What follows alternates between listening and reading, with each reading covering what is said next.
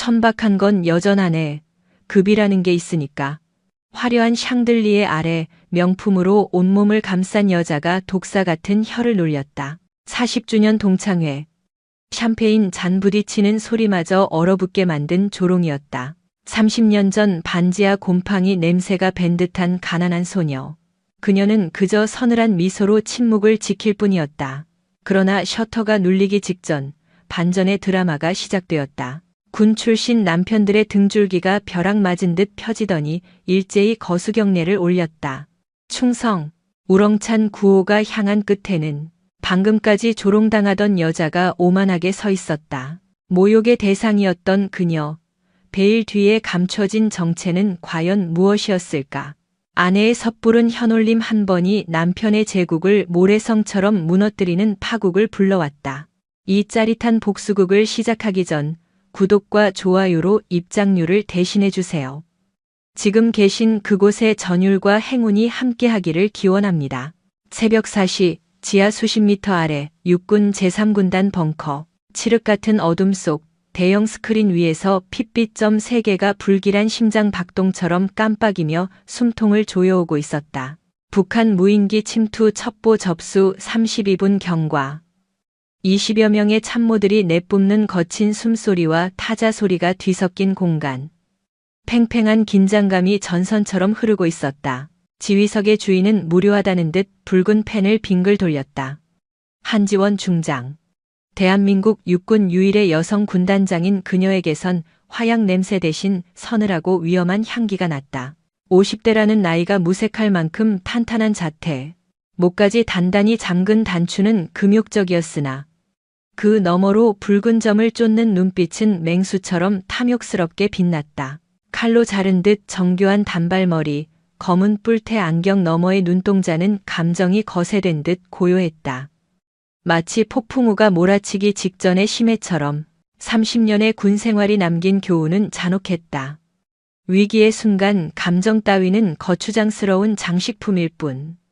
그녀는 이미 인간이기보다 완벽한 지휘 기계였다. 그녀의 뇌리에선 수십 개의 전술 시나리오가 얽히고 설켰다가 단 하나의 최적해를 향해 소름 끼치도록 빠르게 수렴하고 있었다. 그때 작전 참모 박대령이 거친 숨을 몰아쉬며 다가왔다. 흥건한 식은땀과 떨리는 목소리. 그는 이미 공포라는 적에게 반쯤 점령당해 있었다. 군단장님, 적 무인기 남하 속도가 빠릅니다. 25분. 25분이면 수도권 방공망이 뚫립니다. 박대령의 보고는 비명에 가까웠다. 지원은 대답 대신 펜을 돌리는 속도를 늦췄다. 사락, 사락. 그 미세한 마찰음이 벙커의 소음을 집어삼키며 모두의 숨통을 조여왔다. 박대령의 동공이 흔들렸다. 정적. 수십 명의 참모들이 숨조차 크게 쉬지 못한 채 그녀의 입술만 바라보았다. 윙윙거리는 쿨러 소리만이 신경을 긁어댔다. 마침내 지원의 입술이 열렸다. 감정이 거세된 그러나 거부할 수 없는 절대적인 명령조의 목소리였다. 다시 봐. 이동 경로상의 열화상 데이터 픽셀 단위로 다시 띄워. 열화상 말씀이십니까? 박대령이 당황하며 반문했다. 그 작은 기체에서 발생하는 열원은 레이더 노이즈와 구별이. 누가 기체를 보래? 지원의 시선이 화면을 뚫을 듯 날카로워졌다. 그 그림자를 보라는 거야. 고도 200 이하 저공 비행이야. 엔진 열은 숨겨도 지면을 훑고 지나가는 열 그림자는 못 숨겨. 그런데 지금 화면엔 그게 없어. 깨끗하다고. 박대령이 미친 듯이 키보드를 두드렸다. 모니터 빛을 받은 그의 얼굴이 서서히 경악으로 물들었다. 등골이 오싹해지는 순간이었다. 찾았습니다. 놈들 우리를 속였습니다. 세대 중 하나는 엔진 열 패턴이 다릅니다. 이건 공격용이 아니라 기만용 깡통입니다. 지원의 입꼬리가 0.1초간 비틀렸다. 사냥감이 덫을 밟았음을 확인한 사냥꾼의 아주 은밀하고도 서늘한 희열이었다. 그녀가 자리에서 일어났다. 또각또각. 군화 소리가 심장 박동처럼 벙커를 울렸다. 그녀가 내딛는 걸음마다 참모들은 마른 침을 삼켰다. 붉은 펜 끝이 지도의 한 점을 잔인하게 찔렀다. 모두가 동쪽을 볼 때 그녀만이 북서쪽의 어둠을 꿰뚫어 보고 있었다. 눈요기 감에 속지 마. 진짜 놈은 여기 있어. 두 마리가 광대짓을 하는 동안 진짜 살수 사쇼가 숨통을 노리고 우회 중이야. 3호 초소 전원 전투 배치. 방공 미사일 포대. 지금 즉시 총구를 서쪽으로 돌려. 그때 단상 아래 어둠 속에서 한 남자가 튀어나왔다. 어깨 위에서 빛나는 원스타. 그러나 그의 눈빛은 별처럼 빛나지 않고 탁하게 흔들리고 있었다. 최민석 준장. 군수 참모인 그는 젠틀한 엘리트였지만 지금은 땀에 젖은 셔츠가 등에 달라붙을 만큼 초조해 보였다. 그의 시선이 지원의 눈이 아닌 붉은 입술 언저리에서 배회했다. 군단장님, 안 됩니다. 3호 초소는 지금 껍데기뿐입니다. 보급 문제로 병력이 빠져나갔습니다. 방공망을 돌리려면 최소 1시간은 필요합니다. 지원이 천천히 고개를 돌렸다. 그녀의 서늘한 시선이 민석의 얼굴을 애무하듯 훑고 지나가자 남자의 어깨가 가엽게 떨렸다. 그것은 상관에 대한 공포였을까? 아니면 다른 종류의 전율이었을까? 딱 펜이 멈췄다. 소음이 사라진 공간, 지원은 민석에게 한 걸음 더 다가섰다. 숨막히는 침묵이 두 사람 사이의 공기를 무겁게 짓눌렀다. 자판 위에 멈춰선 손가락들 사이로 숨막히는 정적만이 감돌았고 형광등 불빛마저 그녀의 기세에 눌린 듯 차갑게 가라앉아 있었습니다. 한지원이 붉은 입술을 떼자 낮게 깔린 그녀의 목소리가 팽팽한 공기를 베고 들어왔습니다. 준장, 물자 보급 일정. 책임자가 누구입니까? 서늘한 질문에 최민석의 목젖이 거칠게 요동쳤습니다. 제가 관리합니다. 군단장님. 그렇다면 지금 이 사태 누구의 목을 걸어야 합니까? 최민석의 얼굴이 수치심으로 붉게 물들었습니다. 차마 입을 떼지 못하고 고개를 떨구는 그를 한지원은 차가운 시선으로 외면해 버렸습니다. 대신 그녀는 공간을 장악하는 서늘한 음성으로 일갈했습니다. 준장의 품격을 스스로 증명하십시오. 비수 같은 한마디에 최민석의 등줄기가 얼어붙듯 굳어졌습니다. 한지원은 미련 없이 몸을 돌려 지휘석으로 향하며 박대령을 향해 날카로운 지시를 던졌습니다. 예비 인력 즉시 3호 초소로 투입해 방공 자산 재배치는 30분. 그 이상은 허락하지 않습니다. 불가능이란 보고는 받지 않아요. 해내세요. 박대령이 거친 숨을 삼키며 경례와 함께 뛰쳐나갔고 통제실은 다시금 전시 상황을 방불케 하는 긴박감에 휩싸였습니다. 폭우처럼 쏟아지는 타자 소리와 무전기 너머의 다급한 고함이 뒤섞여 아수라장이 된 공간. 그 소용돌이의 중심에서 한지원은 오직 지휘석에 깊이 몸을 묻은 채 전황을 응시했습니다. 그녀의 눈동자엔 일말의 동요도 서려 있지 않았습니다. 마치 이 혼란조차 자신의 손바닥 위에서 놀아나는 체스판인 양, 그녀는 고혹적일 만큼 차가운 침묵으로 중심을 지키고 있었습니다. 약속된 15분이 지나자 상황은 거짓말처럼 종료되었습니다. 김한용 무인기 2대는 허공에서 산화했고 교묘히 우회하던 나머지 한 대 역시 3호 초소 인근에서 처참한 잔해로 발견되었습니다. 한지원의 서늘한 직관이 적중한 순간이었습니다. 미세한 열화상 데이터의 흔들림을 놓치지 않은 그녀의 승리였죠. 작전이 마무리되고 집무실로 돌아온 시각은 푸르스름한 새벽 5시, 고요가 다시 그녀를 감쌌습니다. 군단장의 방은 넓었지만 황량했습니다. 화려한 장식 대신 무채색 벽에 걸린 태극기와 군단 휘장만이, 그리고 책상 위엔 주인을 닮은 펜 몇 자루만이 외롭게 놓여 있을 뿐이었습니다. 의자에 몸을 기댄 한지원이 가만히 눈을 감자 봉인해 둔 기억이 툭 터진 물길처럼 덮쳐왔습니다. 눅눅한 반지하의 곰팡내, 창틈을 비집고 들어와 살을 파고들던 하수구의 역한 악취가 환영처럼 코끝을 맴돌았습니다. 축축하게 젖은 벽지에 기대어 패를 쥐어짜듯 기침을 토해내던 어머니, 그 위태로운 숨소리가 섞인 기억, 그리고 기침 소리마저 삼켜버린 그날 밤의 끔찍한 적막까지. 그녀는 미간을 찌푸리며 고통스러운 기억을 밀어냈습니다. 감정을 내비치는 순간 무너진다는 것, 눈물도 분노도 결국은 자신을 갉아먹는 독이라는 사실을 뼈저리게 깨달은 날들이었습니다.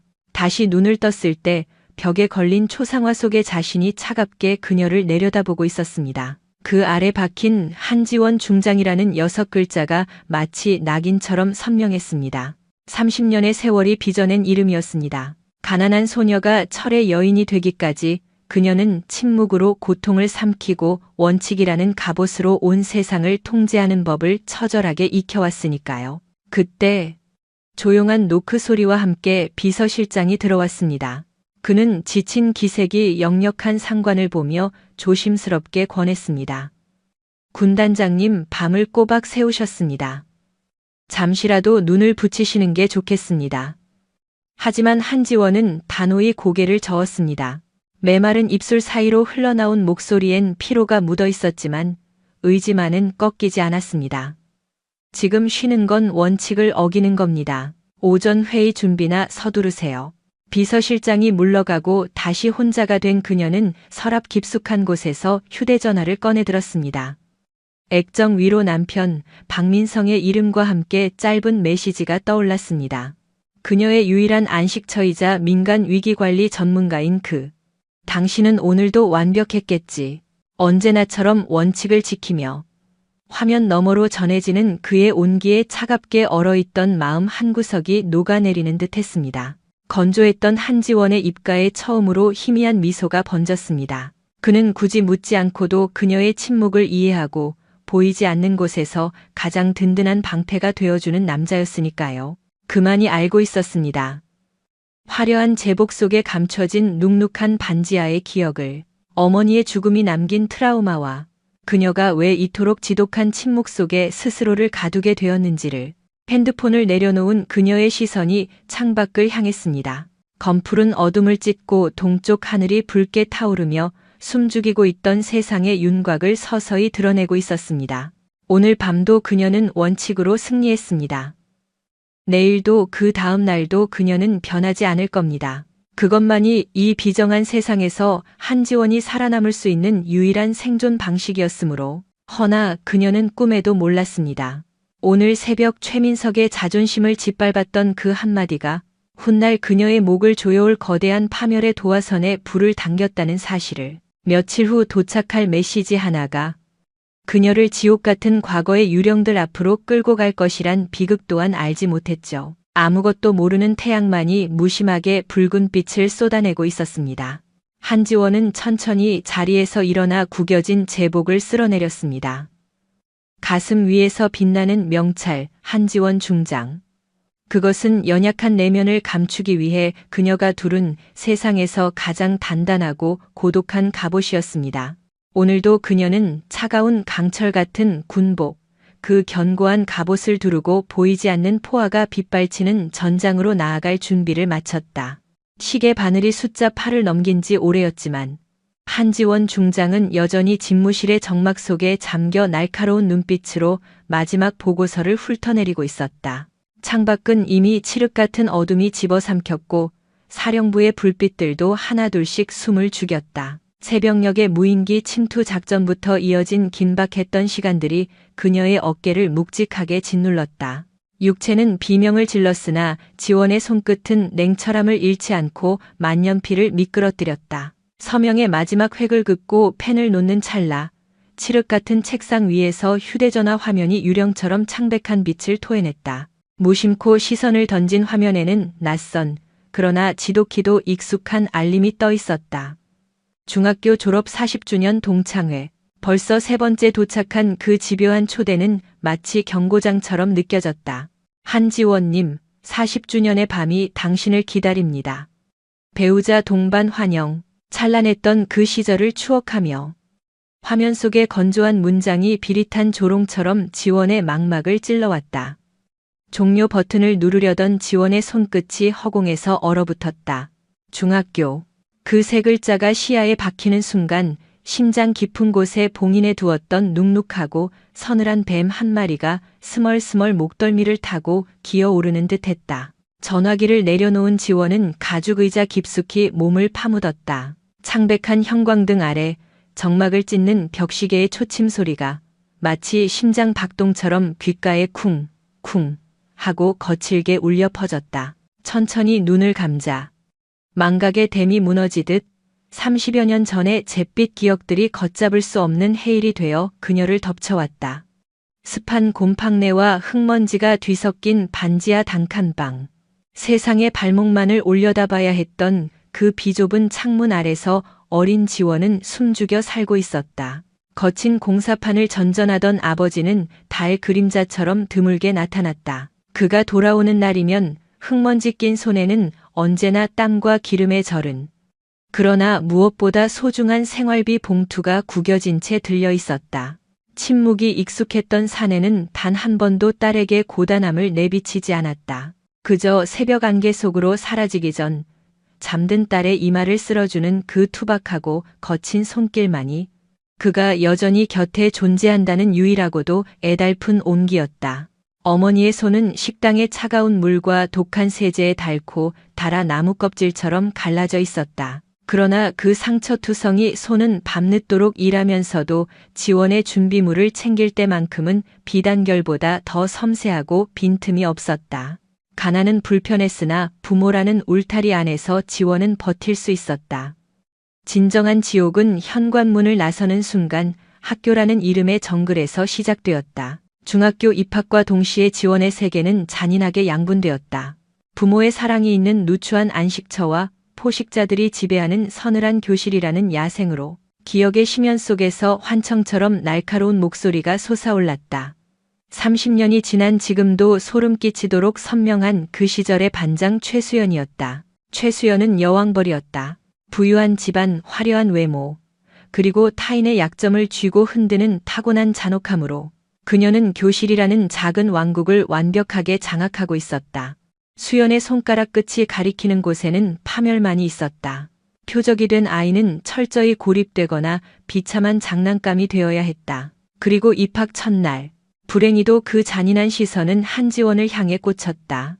물려 입어 헐거워진 교복, 밑창이 다른 운동화, 급식비 면제 명단. 수연은 하이에나처럼 지원의 가난을 냄새 맡았고 그녀의 이름 대신 반지하년이라는 멸시 어린 낙인을 찍어주었다. 어느 나른한 오후, 불길한 웅성거림이 지원의 좁은 방을 침범했다. 고개를 든 지원의 눈에 들어온 것은 반지하 창살 너머로 내려다보는 최수연과 그 추종자들의 서늘한 눈빛들이었다. 수연의 붉은 입술이 비틀리며 독서를 뱉었다. 야, 이딴 구덩이에 진짜 사람이 살아? 옆에 있던 아이가 과장되게 코를 막으며 거들었다. 악, 썩은 냄새. 한지원, 너네 집에서 시궁쥐라도 키우니? 날카로운 웃음소리가 유리창을 뚫고 들어와 방 안의 공기마저 얼어붙게 했다. 창살 너머 일그러진 그들의 표정은 마치 악마들의 유희처럼 지원의 가장 안전해야 할 공간을 짓밟고 있었다. 지원은 석상처럼 굳어버렸다. 손에 쥔 연필심이 부러질 듯 떨려왔고 수치심에 기도가 막혀 숨조차 내쉴 수 없었다. 그 순간 세상이 멈춘 것만 같았다. 끼익, 낡은 철문이 열리는 소리가 비명처럼 울렸다. 예정보다 일찍 돌아온 어머니. 그녀는 창가에 몰려든 아이들과 마주쳤고 그들의 경멸 어린 손가락질이 누구를 향해 꽂혀 있는지 찰나의 순간에 깨달았다. 어머니의 얼굴에서 핏기가 썰물처럼 빠져나갔다. 흔들리는 눈동자, 파르르 떨리는 입술. 아이들은 쥐새끼들처럼 흩어졌지만 어머니는 못 박힌 듯 그 자리에 서서 한동안 움직이지 못했다. 작아진 어머니의 등은 죄인처럼 굽어 있었고 가녀린 어깨는 소리 없이 오열하고 있었다. 그날 밤 어둠을 가르는 어머니의 기침 소리는 평소보다 훨씬 더 깊고 폐부 깊숙한 곳을 긁어내듯 고통스럽게 울려 퍼졌다. 지원은 이불을 머리끝까지 뒤집어 쓰고 귀를 틀어막았다. 이 모든 비참함이 자신 때문이라는 죄책감이 납덩이처럼 가슴을 짓눌렀지만 무력한 소녀가 할 수 있는 일이라곤 숨죽여 우는 것뿐이었다. 그날 이후 어머니의 기침은 멈추지 않는 저주처럼 심해져만 갔다. 병원에 가자는 애원에도 어머니는 힘없이 고개를 저을 뿐이었다. 텅 빈 지갑, 아버지의 피땀 어린 손금액으로도 메울 수 없는 가난의 구멍이 어머니의 생명을 갉아먹고 있다는 것을 어린 지원은 뼈저리게 알고 있었다. 살을 애는 듯한 겨울밤. 어머니는 지원의 손끝에 마지막 온기를 남긴 채 영원한 잠에 빠져들었다. 3개월이 지난 지금도 그 차가운 감촉은 사라지지 않았다. 어머니의 유언은 저주이자 축복처럼 뇌리에 박혔다. 지원아, 내 품위를 짓밟히게 두지 마. 품위는 돈으로 사는 게 아니야. 오직 내 태도에서 나오는 거란다. 지원은 거친 숨을 몰아쉬며 눈을 떴다. 차가운 형광등 불빛이 쏟아져 들어오며 몽롱했던 의식을 날카로운 현실로 되돌려 놓았다. 그녀의 손은 책상 위 만년필을 부서져라 움켜쥐고 있었다. 하얗게 질린 손가락 마디가 그녀가 억누르고 있는 내면의 격정을 적나라하게 보여주었다. 어둠 속에서 휴대전화 화면만이 요사스럽게 반짝였다. 무시하려 애썼던 동창회 알림이 마치 그녀를 비웃듯 여전히 떠 있었다. 지원은 석상처럼 굳어 화면을 응시했다. 손가락 하나만 까딱해서 알림을 지워버리면 그만이었다. 지난 30년처럼 끔찍한 과거 따위 덮어두고 화려한 현재만 즐기면 될 일이었다. 그것이 그녀의 생존 방식이었다. 하지만 오늘 밤 그녀의 손끝은 마비된 듯 움직이지 않았다.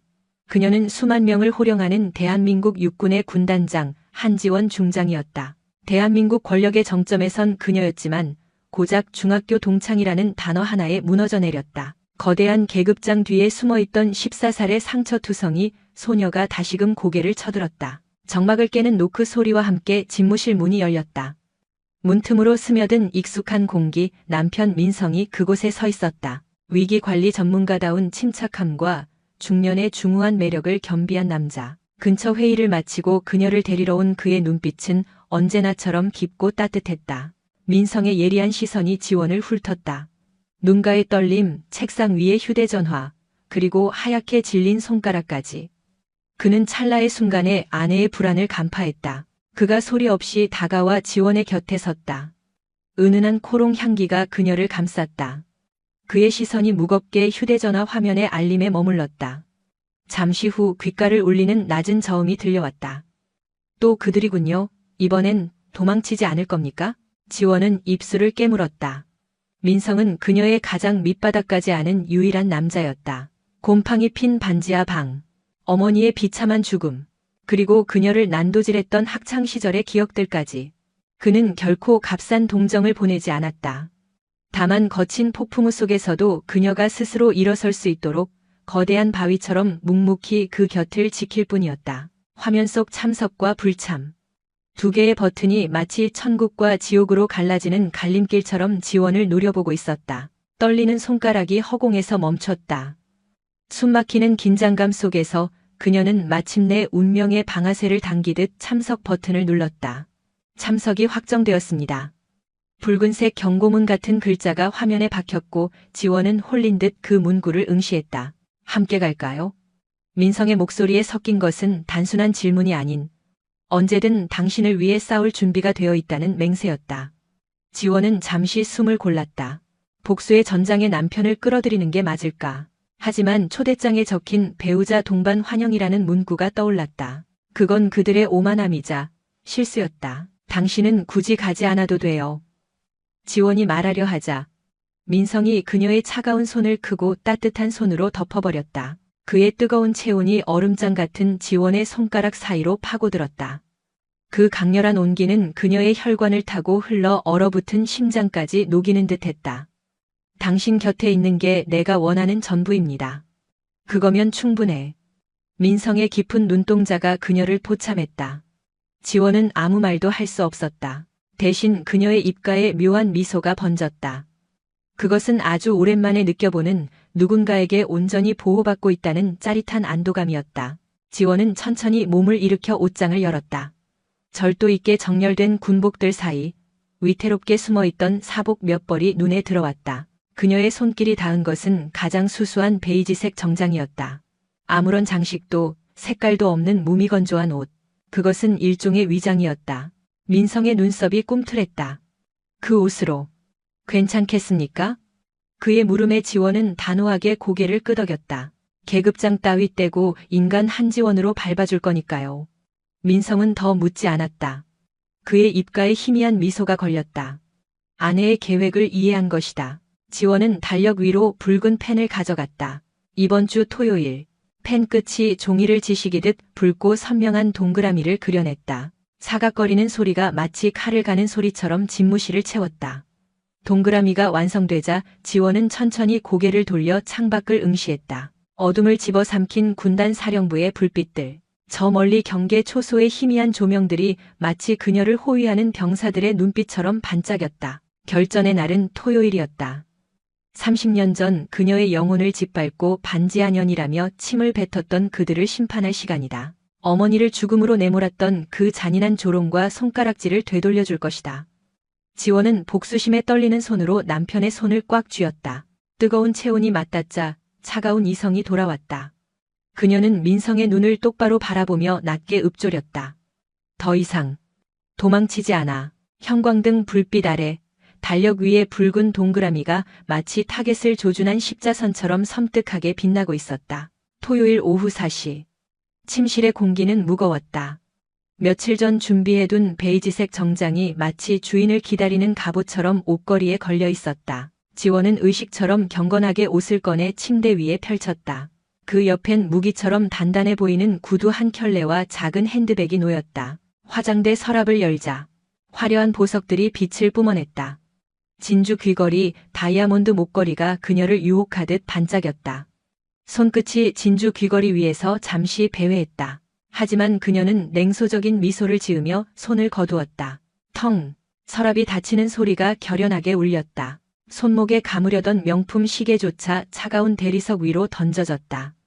오늘 그녀에게 필요한 것은 치장이 아니었다. 하얀 손목 위, 시계가 또 싸맸던 자리에 붉고 희미한 흔적만이 남겨져 있었습니다. 찰나의 정적을 깨고 침실 문이 열리며 남편 박민성이 들어왔습니다. 짙은 회색 재킷 안으로 보이는 셔츠 깃은 흐트러짐 없었지만 넥타이를 푼 모습에선 묘한 해방감이 흘렀죠.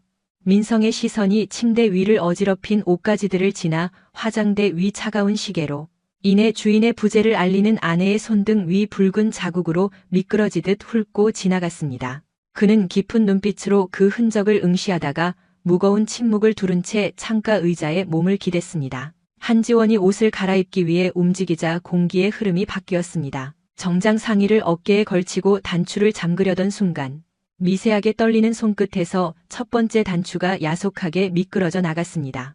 지원은 동작을 멈추고 가만히 숨을 골랐습니다. 긴장감이 팽팽하게 당겨졌죠. 거울 너머 차가운 눈동자가 자신을 응시하고 있었습니다. 냉철한 가면 같은 얼굴이었지만 눈가에는 숨길 수 없는 미세한 떨림이 맺혀 있었죠. 지원은 다시금 단추를 쥐었고 이번엔 탁 하는 파열음과 함께 단단히 제자리를 찾아 들어갔습니다. 두 번째, 세 번째 단추가 차례로 잠기며 정적을 깨뜨렸습니다. 고요한 침실을 채우는 그 규칙적인 소리는 마치 심장 박동처럼 민성의 귓가에 울렸습니다. 그는 아내의 등 뒤에서 평소보다 느릿하고 농밀하게 움직이는 그녀의 하얀 손가락을 뚫어지게 바라보았습니다. 군복을 벗은 당신이 입을 수 있는 가장 도발적이면서도 엄격한 옷이군. 민성의 낮은 목소리의 지원은 거울 속 남편과 눈을 맞추며 나직이 속삭였습니다. 오늘은 계급장은 두고 갈 거예요. 오롯이 나로서. 지원의 손길이 습관처럼 왼쪽 가슴을 더듬었습니다. 서슬퍼런 군단장의 명찰 대신 부드러운 실크의 감촉만이 손끝을 간지럽혔습니다. 그녀의 시선이 옷장 구석으로 향하자 어둠 속에 걸린 정복 어깨 위 삼성산싱. 계급장이 마치 짐승의 눈빛처럼 서늘하게 빛을 발하고 있었습니다. 같은 시각, 서울 강남의 펜트하우스. 최수연은 화려한 조명이 쏟아지는 드레스룸 거울 앞에 서 있었습니다. 50대라는 나이가 무색하게 욕망으로 번들거리는 눈빛으로 보석함을 탐색했죠. 명품으로 도배된 공간, 서랍 속에서 쏟아져 나온 보석들은 그녀의 허영심만큼이나 눈부시게 빛났습니다. 수연은 망설임 없이 가장 거대한 다이아몬드 목걸이를 집어들었습니다. 차가운 금속이 목덜미를 감기자 거울 속 여인은 보석보다 더 화려하게 피어났습니다. 귓불을 잡아당길 듯한 진주 귀걸이, 손가락을 옥죄는 3개의 금반지까지. 무겁게 치장한 자신의 모습에 수연의 입꼬리가 비릿한 만족감으로 말려 올라갔습니다. 그때 정적을 깨고 휴대전화가 요란하게 진동했습니다. 화면에 뜬 이름은 신미경.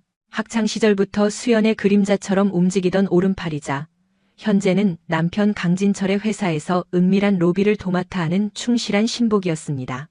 수연이 전화를 받자마자 미경의 앙칼지고 들뜬 목소리가 고막을 때렸습니다. 언니, 나 호텔 도착했어. 테이블 배치 확인했는데 지배인이 내 말대로 완벽하게 세팅해놨더라. 그 말에 수연의 눈동자가 먹잇감을 노리는 맹수처럼 번뜩였습니다. 한지원 그 기집애 자리는 구석진 곳에 처박아뒀어. 화장실 앞이라 냄새 좀 날걸? 참 남편 달고 온다더라. 수연은 코웃음을 치며 비웃음을 흘렸습니다. 남편, 그 뻣뻣한 게 만나봤자 뻔하지. 어디서 굴러먹던 놈 하나 데려오겠지. 좋아. 오늘 아주 바닥까지 짓밟아주겠어. 그리고 단체 사진 찍을 때 마이크는 내가 잡는다. 센터는 내 자리니까 알아서 해.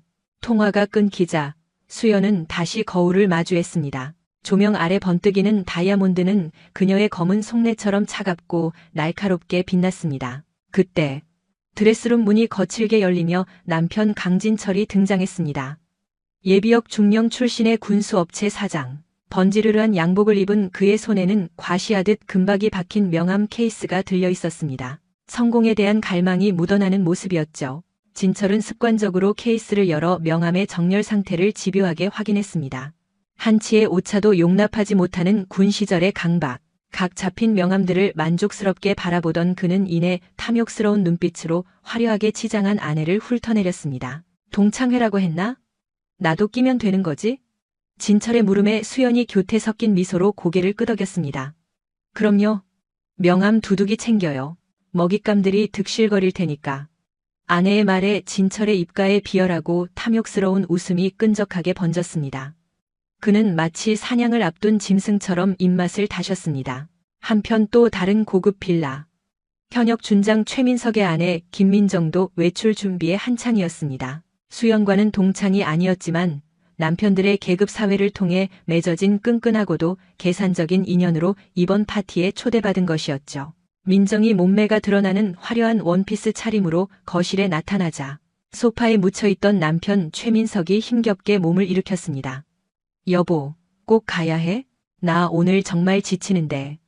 하지만 민정은 남편의 팔을 바짝 끌어당기며 애교 섞인 그러나 단호한 어조로 속삭였습니다. 어머, 수연 언니가 당신을 콕 집어 초대했단 말이에요. 준장 사모님 소리 좀 듣게 해줘요 네. 민석은 깊은 한숨을 토해냈습니다.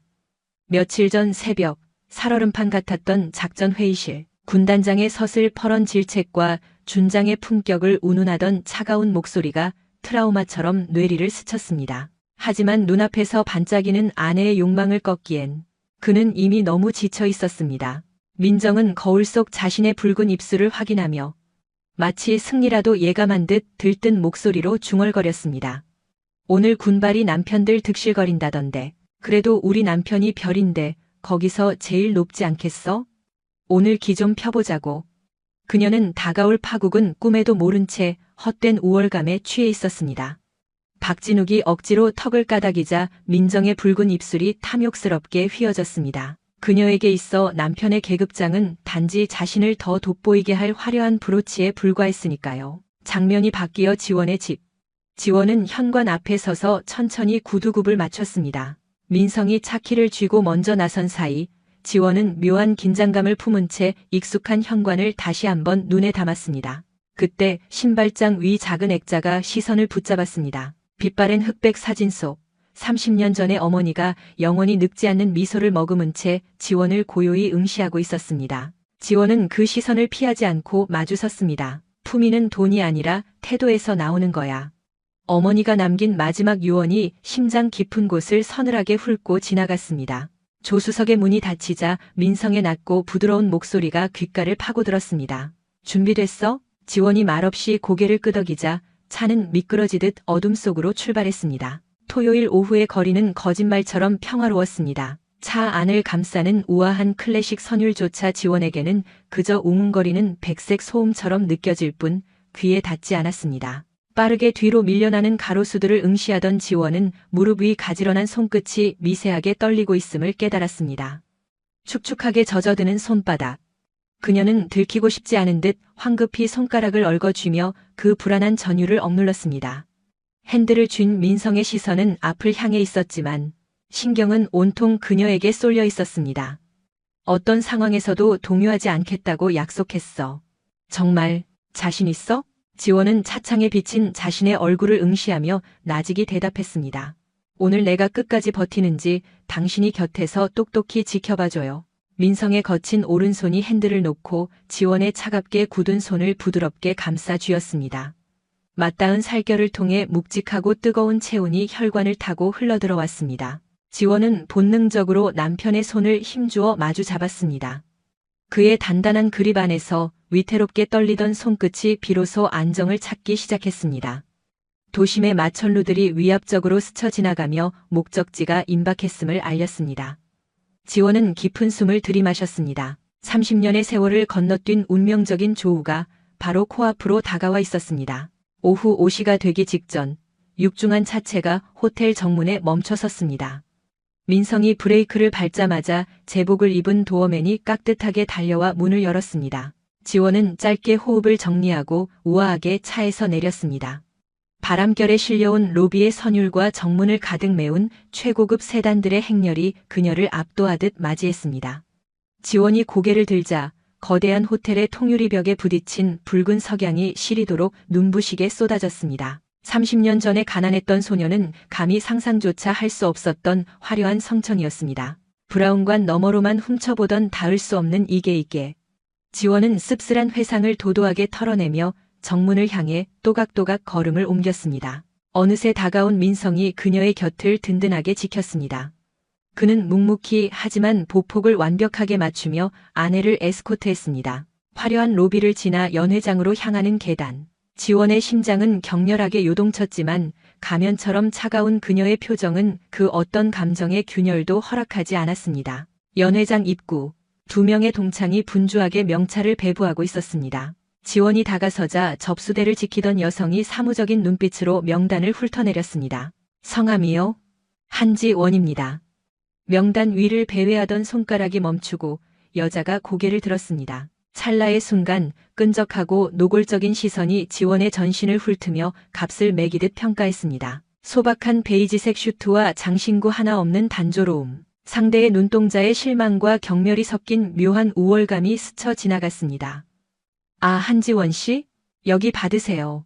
자리는 저기 구석입니다. 지원은 한지원이라는 세 글자와 졸업 40주년이 선명한 명찰을 건네받았습니다. 그녀는 그것을 가볍게 쥔 채 마치 사격의 대비를 앞둔 귀족처럼 우아하게 연회장의 문턱을 넘었습니다.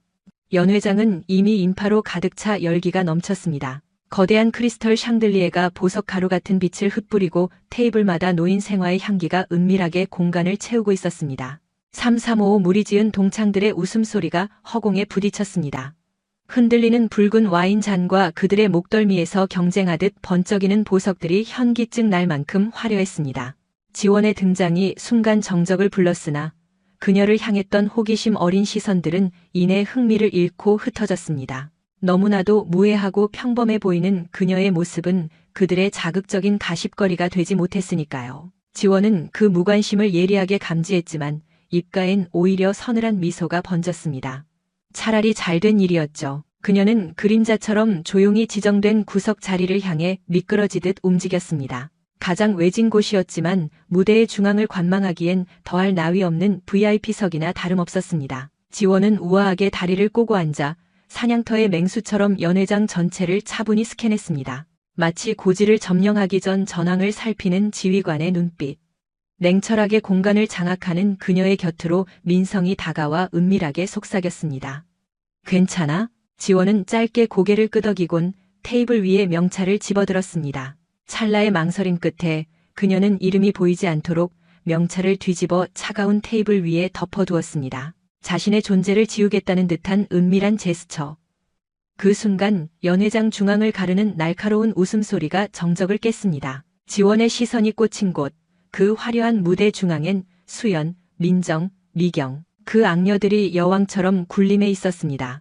최수연은 쇄골 위에서 요염하게 빛나는 다이아몬드를 과시하며 동창들 사이를 누비고 있었다.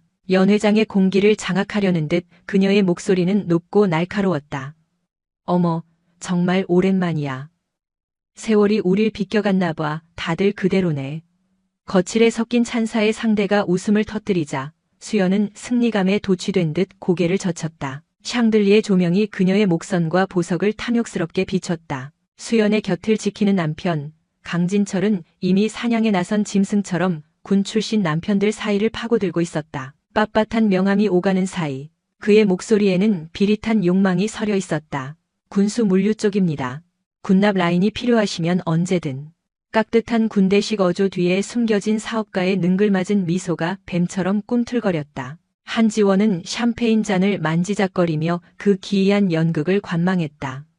30년이라는 세월도 권력의 구도를 바꾸진 못한 모양이었다. 최수연은 여전히 여왕처럼 군림하며 사람들을 장기말처럼 휘두르고 있었고 군중은 그녀가 던져주는 관심 부스러기라도 얻으려는 듯 맹목적으로 몰려들었다. 찰나의 순간 최수연의 시선이 날카로운 화살처럼 연회장 구석을 꿰뚫었다. 지원의 차분한 눈동자와 허공에서 얽히는 순간 수연의 입꼬리가 기괴하게 비틀려 올라갔다. 그것은 재회의 기쁨 따위가 아니었다.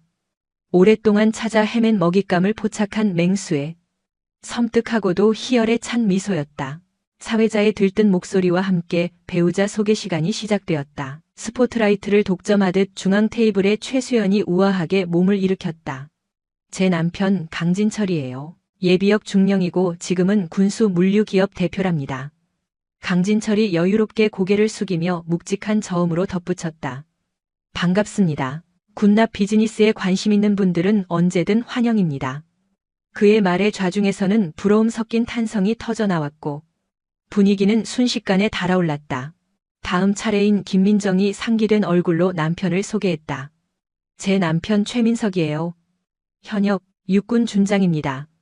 장군이라는 단어가 떨어지자마자 연 회장의 공기가 일순간 멈춘 듯했다. 압도적인 계급 앞에 동창들의 동공이 거칠게 흔들렸다. 쏟아지는 시선 속에서 최민석이 다소 경직된 자세로 몸을 일으켰다. 그때였다. 최민석의 시선이 우연히 구석진 테이블에 머문 것은 수수한 베이지색 정장을 입은 여인의 뒷모습을 보는 순간 그의 동공이 지진이라도 난 듯 격렬하게 흔들렸다. 본능이 이성을 앞질렀다. 그의 손이 저절로 허벅지를 타고 올라가며 경례를 올리려 꿈틀거렸다. 세포 하나하나가 기억하는 절대적인 위압감이었다. 찰나의 실수를 막은 건 아내 민정이었다. 어머, 우리 이이가 부끄러움을 많이 타서요. 그녀가 팔을 잡아 끌자 민석은 억지로 자리에 주저앉았지만 시선만은 자석에 이끌린 듯 구석을 향해 고정되어 있었다. 설마, 아니, 그럴 리가. 흐릿한 기억 속의 거대한 존재와 눈앞의 수수한 여인이 겹쳐지지 않아. 그는 혼란스러운 듯 마른 침을 삼켰다. 자본주의 계급장이나 다름없는 소개 시간이 이어졌다. 의사, 변호사, CEO라는 타이틀이 나올 때마다 환호성은 데시벨을 달리했다. 노골적인 속물근성이 연 회장을 가득 메울 무렵 마침내 한지원의 순서가 다가왔다. 그녀는 고요한 호수처럼 침착하게 몸을 일으켰다. 한지원입니다. 감정이 거세된 건조한 목소리였다. 그 이름을 듣는 순간 최민석의 신경이 곤두섰다. 한지원 뇌리에 박힌 이름 하나가 전류처럼 전신을 훑고 지나갔다. 전설처럼 전해지던 그 이름이 맞나? 그는 의심과 확신 사이에서 갈등하며 마른 입술을 달싹였다. 그때 누군가의 질문이 정적을 깼다. 남편분은 뭐 하시는 분이에요? 박민성이 젠틀하게 일어나 고개를 숙였다. 박민성입니다. 위기관리 컨설턴트입니다. 생소한 직함의 좌중에는 물음표가 떠올랐고 이내 흥미를 잃은 듯 미묘한 정적이 흘렀다. 뭐야, 백수라는 소린가? 비아냥거리는 속삭임이 귓가를 스쳤지만 지원과 민성은 그저 우아한 침묵으로 일관하며 자리에 앉았다. 그들의 품위는 얄팍한 무시 따위에 훼손되지 않았다. 수연이 미경의 귓가에 독사처럼 속삭였다. 내 말 맞지? 남편 수준하고는 한지원이 별 수 있겠어? 비릿한 조소가 오가는 사이 만찬이 시작되었다. 붉은 와인과 기름진 음식이 테이블을 채웠지만 지원은 고고한 학처럼 음식에는 손대지 않은 채 맑은 물만 입에 머금었다. 수연을 필두로 한 여왕과 시녀들이 테이블을 순회하기 시작했다. 그녀들의 발걸음마다 비굴한 아첨과 과장된 웃음소리가 따라붙었다. 30년 전 교실을 지배하던 잔인한 먹이사슬이 성인이 된 지금도 유령처럼 그들을 지배하고 있었다. 지원은 씁쓸한 눈빛으로 인간 군상의 민낯을 응시했다. 또각또각 날카로운 하이힐 소리가 지원의 테이블 앞에서 멈췄다. 최수연이었다. 그녀는 승자의 여유가 넘치는 미소를 띠고 지원을 내려다보았다. 어머, 지원아. 숨 쉬고 있었니? 지원이 천천히 고개를 들자 수연의 눈동자에서 30년 묵은 아기가 번뜩였다. 오랜만이네. 지원의 건조한 대답에 수연은 경멸 어린 시선으로 그녀의 옷차림을 훑어내렸다. 그 촌스러운 옷은 여전하구나. 어디 시장 바닥에서 주워 입었니? 미경의 비웃음이 날카롭게 공기를 갈랐지만 지원은 입술을 닫은 채였다. 그저 차가운 물잔을 들어 목을 축일 뿐 그녀의 고요한 눈동자는 흔들림이 없었다. 수연의 눈썹이 꿈틀했다. 먹잇감이 반응하지 않자 흥미가 떨어진 포식자의 눈빛이었다. 남편분 컨설턴트라고? 요즘은 개나 소나 다 직업이라 부르나 봐? 그녀의 목소리엔 끈적한 조롱이 묻어 있었다. 지원은 침묵을 택했다. 발끈한 민성이 입을 때려던 찰나. 지원의 서늘한 손끝이 그의 손등을 지그시 눌렀다. 가만히 있어라는 무언의 신호였다. 수연은 지원을 쏘아보며 멸시 어린 코웃음을 쳤다. 기대해. 아직 시작도 안 했으니까. 그녀가 남긴 말은 서늘한 예고장처럼 공기 중에 흩어졌다. 독사가 사라진 자리에 지원은 시선을 창밖으로 돌렸다. 붉은 노을이 어둠에 잡아먹히고 있었다. 화려한 샹들리에 아래 욕망과 허세로 점철된 동창들의 웃음소리가 밤의 열기처럼 부풀어 올랐다. 소란 속에서도 지원은 고고한 섬처럼 고요했다. 한편 준노의 시선은 끈질기게 구석 테이블을 탐색하고 있었다. 본능적인 호기심이 그의 신경을 긁었다. 나치 이거. 그것도 아주 위험한 느낌으로. 기억의 파편이 잡힐 듯 말 듯 했다. 제복이 아닌 드레스를 입은 그녀의 실루엣이 준노의 판단력을 흐리고 있었다. 준노는 고개를 저으며 붉은 와인을 들이켰다. 설마 그 독종이 이런 곳에 있을 리가. 그는 불안한 직감을 알코올로 씻어내며 애써 시선을 거두었다. 밤이 깊어질수록 연 회장은 취기와 욕망으로 끈적해졌다. 와인잔이 부딪힐 때마다 가식적인 웃음소리가 터져나왔고 공기는 뜨겁게 달아올랐다.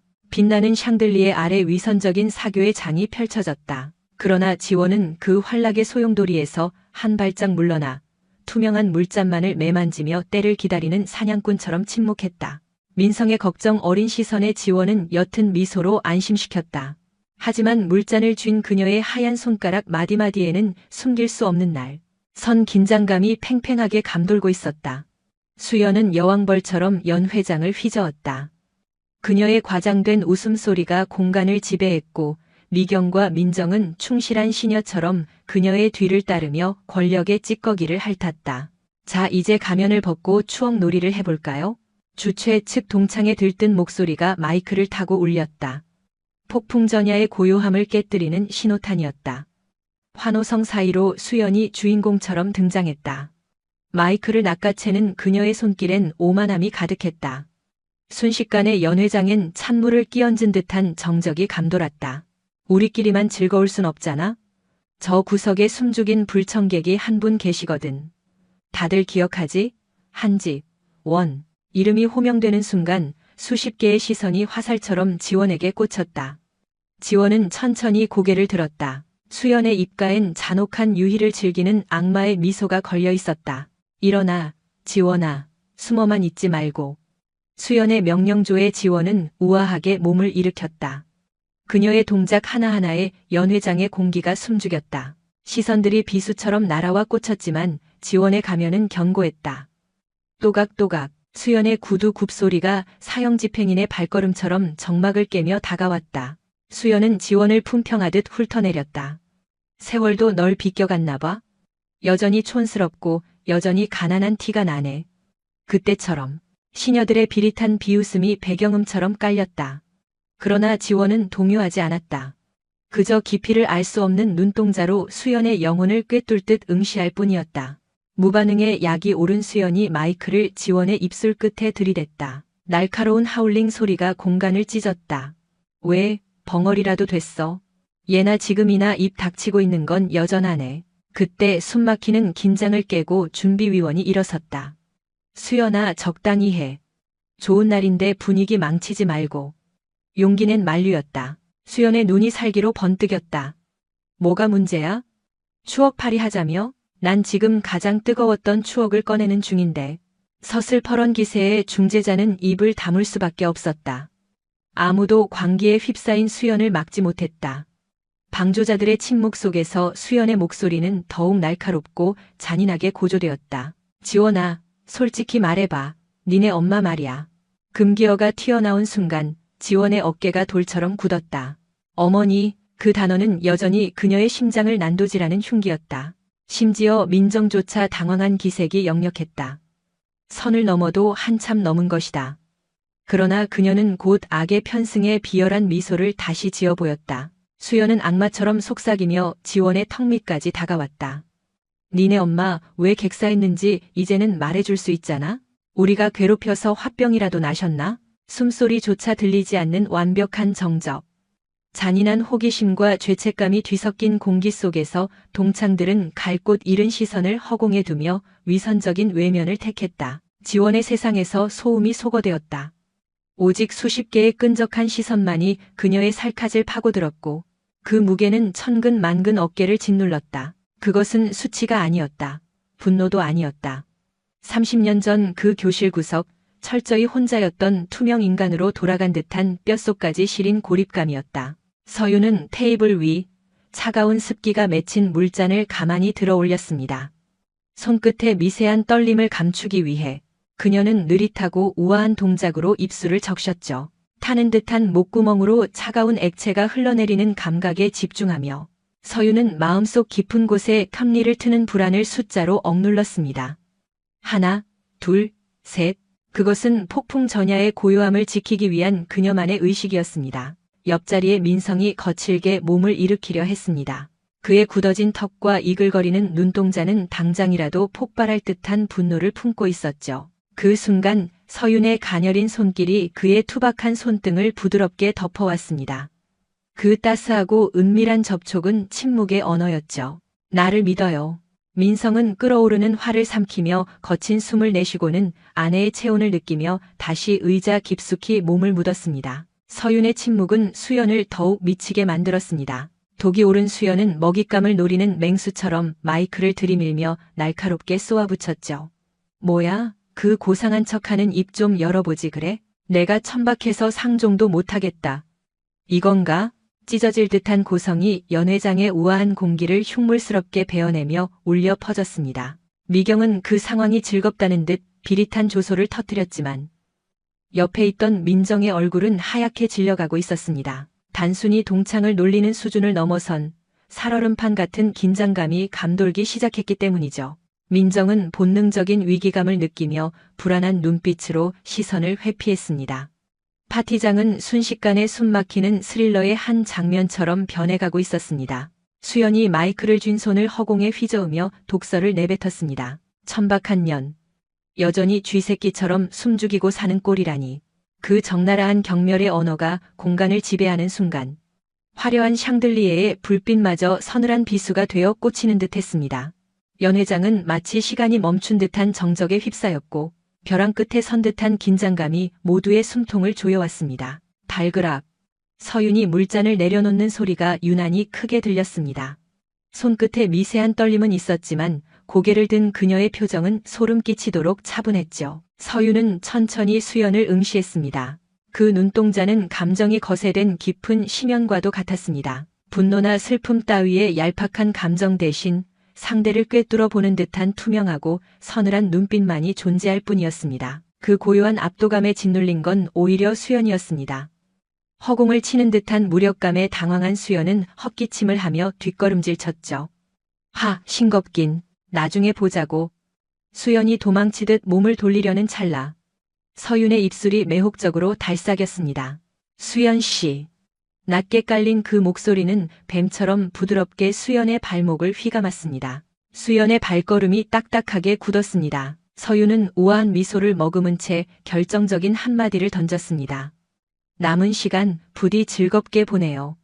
그 말은 축복이라기보다 우아한 저주처럼 들렸습니다. 수연은 그 속에 담긴 의중을 파악하지 못한 채 멍하니 눈을 크게 떴지만 서윤은 이미 흥미를 잃은 듯 고고하게 시선을 거두고 다시 물잔을 입가로 가져갔습니다. 수연은 패배감을 감추려는 듯 거칠게 코웃음을 치며 돌아섰습니다. 미친년 주제 파악도 못하고. 폭풍의 눈이 지나간 자리는 기묘한 침묵으로 메워졌습니다. 사람들은 애써 억지 웃음을 지으며 화제를 돌렸지만 깨진 유리 조각처럼 날카로워진 공기는 쉽게 수습되지 않았습니다. 모두가 직감하고 있었습니다. 이 파티의 진짜 드라마는 이제 막 시작되었다는 것을요. 테이블 아래로 민성의 크고 단단한 손이 서윤의 차가워진 손을 감싸 쥐었습니다. 거친 피부 사이로 전해지는 뜨거운 체온은 그녀의 얼어붙은 마음을 녹이는 유일한 위로였죠. 괜찮아? 그의 낮은 속삭임에 서윤은 고개를 끄덕였지만 그렁그렁 맺힌 눈물은 금방이라도 떨어질 듯 위태롭게 반짝였습니다. 두 사람 사이에는 애틋하고도 절실한 기류가 흘렀습니다. 서윤은 눈물을 감추려 급히 고개를 돌려 거대한 통유리 너머를 응시했습니다. 칠흑 같은 어둠 속에 보석처럼 박힌 도시의 야경이 그녀의 눈동자에 비쳤습니다. 화려하지만 차가운 저 불빛들 속에서 그녀는 어머니의 유언 같은 가르침을 되새겼습니다. 품위는 돈으로 사는 게 아니란다. 너의 태도가 곧 너의 가치야. 오늘 그녀는 무너지지 않음으로써 그 고귀한 가치를 증명해냈습니다. 그녀는 우아하게 버텨냈지만 심장 한구석은 예리한 칼날에 베인 듯 쓰라렸습니다. 30년이라는 긴 세월조차 덮지 못한 흉터가 다시금 벌어지는 고통이었죠. 잔인하게도 파티는 계속되었습니다. 사람들은 타인의 비극을 안주 삼아 다시금 샴페인 잔을 부딪혔고 위선적인 웃음소리가 화려한 음악과 뒤섞여 공간을 채웠습니다. 그 소란 속에서 서윤의 테이블만은 고립된 섬 같았습니다. 보이지 않는 투명한 벽이 그녀와 세상을 단절시킨 듯 아무도 그 금기된 영역을 침범하려